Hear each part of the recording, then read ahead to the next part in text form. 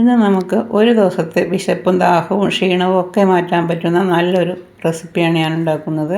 അപ്പോൾ ഞാൻ കുറച്ച് പാല് കാച്ചാൻ വെച്ചിട്ടുണ്ട്. പാല് നന്നായിട്ട് തിളച്ച് വരുമ്പോൾ അതിലേക്ക് 1 ടേബിൾ സ്പൂൺ പഞ്ചസാര ഇട്ട് കൊടുക്കുക. എന്നിട്ട് മീഡിയം ഫ്ലെയിമിൽ വെച്ച് ഒരു 5 മിനിറ്റ് ഒന്ന് ഇളക്കുക. അപ്പോൾ പാലൊന്ന് കുറുകി വരും. ആ കുറുകി വരുന്ന പോലെ അത് കഴിഞ്ഞിട്ട് നമുക്കത് ഇറക്കി വെക്കാം.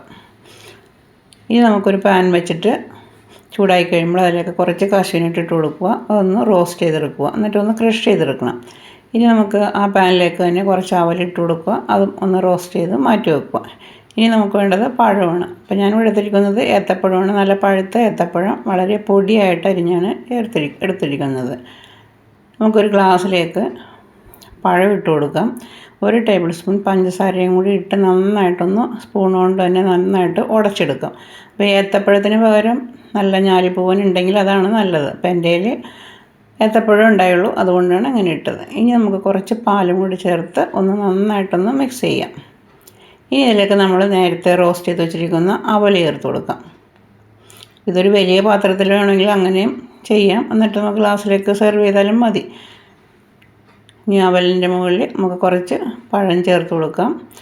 അതേപോലെ ക്രഷ് ചെയ്ത് വെച്ചിരിക്കുന്ന കാഷ്യൂനട്ട് ചേർത്ത് കൊടുക്കാം. കുറച്ച് പാലും കൂടി ഒഴിച്ചു കൊടുക്കാം.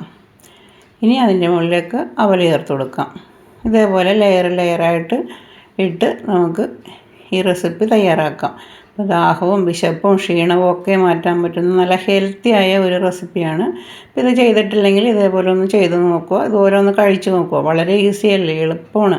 പെട്ടെന്ന് തന്നെ നമുക്ക് തയ്യാറാക്കി എടുക്കാം. അപ്പോൾ നട്ട്സൊക്കെ നമ്മുടെ കയ്യിലുള്ള പോലെ ഇട്ടാൽ മതി. അപ്പോൾ ഞാനിപ്പോൾ ഇത്തിരി കപ്പലണ്ടിയും ബദാം പരിപ്പൊക്കെ ചേർത്തിട്ടുണ്ട്. ഇനി എല്ലാം കൂടി ഒന്ന് മിക്സ് ചെയ്തിട്ടൊന്ന് കഴിച്ച് നോക്കാം. നല്ല സൂപ്പറാണ്. അപ്പോൾ നട്ട്സ് അധികം ആവശ്യമുള്ളവർ അധികം ഇടുക. നട്ട്സ് അധികം ഇഷ്ടമല്ലാത്തവർക്കാണെങ്കിൽ ഇത്രയും ചേർക്കുകയൊന്നും വേണ്ട. അപ്പോൾ എനിക്ക് നട്ട്സ് ഇഷ്ടമായതുകൊണ്ടാണ് ഇത്തിരി അധികം ചേർത്തത്. അപ്പോൾ നല്ല ഹെൽത്തിയായ റെസിപ്പി അല്ലേ. അപ്പോൾ ഇത് ഇഷ്ടമായെങ്കിൽ ലൈക്ക് ചെയ്യുക, കമൻറ്റ് ചെയ്യുക, ഷെയർ ചെയ്യുക, സബ് ചെയ്യുക, ഹൈപ്പ് കൂടി ചെയ്യുക. ഇതേപോലെ ഒന്ന് തയ്യാറാക്കി നോക്കുക. വളരെ ഹെൽത്തിയാണ്, വളരെ ഈസിയുമാണ്. റെസിപ്പി ഇഷ്ടമായിരിക്കുന്നു. അടുത്ത ഈസി